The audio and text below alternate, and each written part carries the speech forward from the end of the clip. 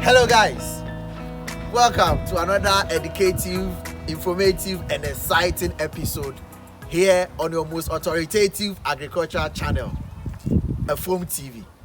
My name is Efom Hine. On this episode, we are talking catfish. Now, I want to look at how you treat your pond before you introduce fingerlings into the pond. This is one of the most important aspects that every catfish farmer should know before you introduce your fingerlings. What you should know is that even if you are using tapoline ponds, you have to treat it. Tapoline ponds, you have to treat it. There's a treatment for the tapoline ponds, and then there is a treatment for the concrete ponds. Now, if you are using tapoline ponds, you can just treat it by washing the tapoline pond completely with salt. There's a way you go about it. Now, you use salt to wash the pond thoroughly. After washing the pond, you make sure that you clean or you use water to clean it very well. Then you fill the pond again and allow the water to stay in the pond for another 24 hours before you introduce fingerlings into the tapoline pond. So that is the simple treatment of the tapoline pond. However, if you are using concrete ponds like we have here, because of the cement that you used in constructing the pond, the chemicals in the cement are quite strong and can kill your catfish if you don't treat it very well. There are various ways of treating the concrete pond. One way is by using chicken manure. Now, if you use chicken manure and put it inside the water, note that you are not just going to leave or litter the chicken manure all over the pond, because it's going to create a mess. So what you do is that you put the chicken manure inside a net, the mosquito net, or a mosquito net or window net. You put it inside that net, you tie it, and then you can leave it in the pond, so that later when you are cleaning the pond, it does not create a lot of mess. Because some people will just go and bring the chicken manure and dump it into the pond. That's going to give you a lot of work to do later. But today, what we are going to use is the plantain stem or the banana stem and the dried plantain leaves. These are the materials that we are going to use to treat our pond. Now, what you do is that you cut the plantain stem or the banana stems into smaller sizes. After cutting it into sizes, you can also cut the plantain leaves also into smaller sizes, or the dry plantain leaves, you can just leave it like that. You cut it in smaller sizes, or you can just leave it like that. Then you dump everything into your pond that has been filled with water.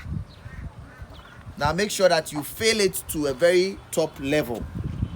Now we are not done with the filling of this pond, so we are going to fill it more after we put the leaves and the stems of the plantain into it. So after putting everything into it, you allow this to stay inside the pond for a minimum of say 2 weeks. Now, why are we doing this? We are doing this so that the stem of the plantain and the dried leaves of the plantain or banana plant will neutralize the chemical content of the cement. This is also very important. There is a science to it.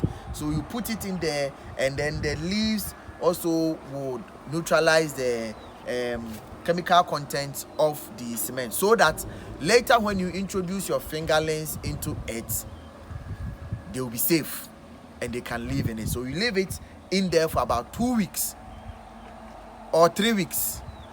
But I usually say that you leave it in there until you find living organisms. Sometimes some small tadpoles or some small living organisms in the pond. This will tell you that the pond is finally habitable, so you can then introduce your catfish into it.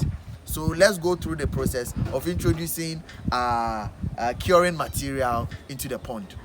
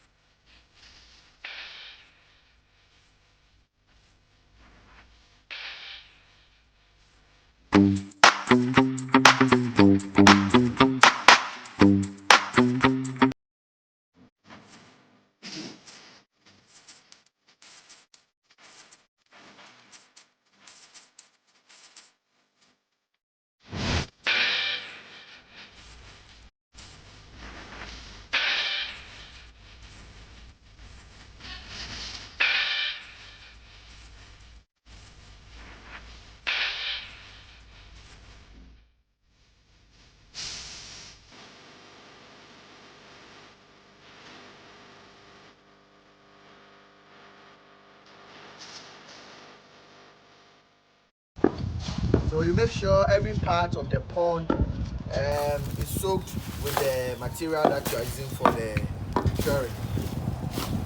So we are using this, we are dipping everything inside.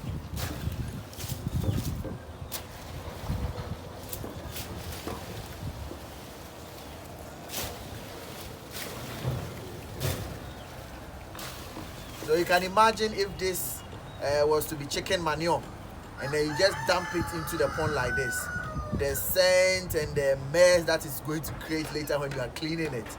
That's why I'm giving you this technique of putting it in the net before you put it in the pond, if you are using chicken manure to do the curing or the treatment of the pond. But these are leaves. We can just pick them up later when the job is done. Okay, so this is how the curing is done. Now, as I said, we are going to leave it in the pond for some time until we see living organisms in this pond. Then it means that the pond is finally habitable, or we can introduce our fingerlings. After we take out everything, the stem, the leaves, and everything from this pond, you don't just introduce your fingerlings right away. What you are going to do is that you are going to clean the pond with salt. So you are going to do another salt treatment, and then you are going to wash the pond thoroughly again, and then you fill water for another 24 hours before you introduce your fingerlings.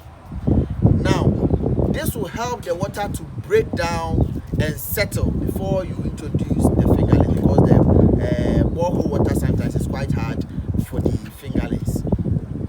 So you introduce it into the pond. Before you introduce the fingerlings, you put in water.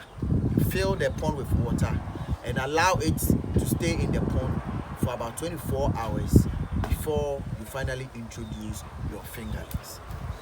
And that is how you prepare the pond for fingerlings.